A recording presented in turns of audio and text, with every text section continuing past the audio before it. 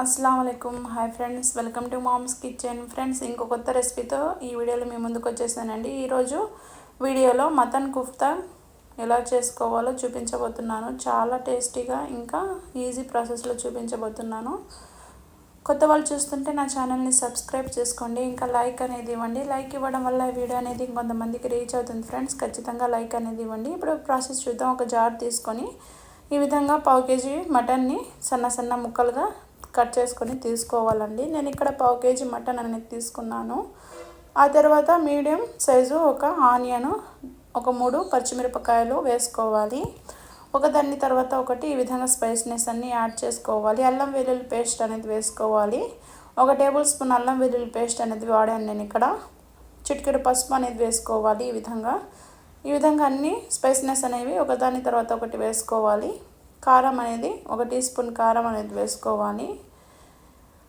ధనియాల పౌడర్ అనేది 2 tea spoon ధనియాల పౌడర్ వేసుకోవాలి। రుచికి సరిపడినంత సాల్ట్ అనేది వేసుకోవాలి। ఈ విధంగా రుచికి సరిపడినంత సాల్ట్ వేసుకోవడం అయిపోయిన తర్వాత గరం మసాలా అనేది వేసుకోవాలి। నేను ఇక్కడ 1 టీ స్పూన్ గరం మసాలా అనేది వాడానండి। ఎక్కువ వేసుకుంటే స్పైసీనెస్ అనేది ఎక్కువగా అయిపోతుంది। ఆ తర్వాత ఈ విధంగా జార్కి మూత పెట్టి ఒక గ్రైండ్ చేసుకుంటే సరిపోతుంది। మరీ మెత్తగా కాకుండా కొంచెం బరకగా వేసుకుంటే సరిపోతుంది। ఈ విధంగా బౌల్లోకి ట్రాన్స్ఫర్ చేసుకోవాలి।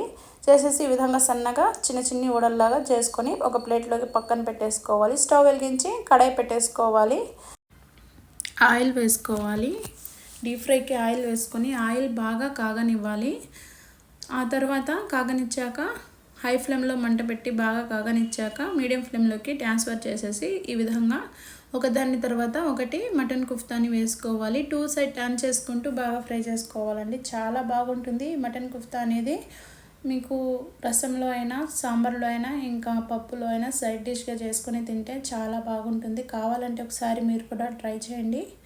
ఈ విధంగా ఒకదాని తర్వాత ఒకటి వేసుకుంటూ ఈ విధంగా బాగా ఫ్రై చేసుకోవాలి। మీడియం ఫ్లేమ్లోనే పెట్టి ఒక 15 మినిట్స్ పడుతుందండి। బాగా వేడయ్యి బాగా ఫ్రై అవ్వాలంటే ఈ విధంగా నురుగులాగా వస్తుంది పైన। ఈ విధంగా తీసేస్తూ ఉండండి నురుగు అనేది, అప్పుడు ఆయిల్ అనేది పాడవకుండా ఉంటుంది।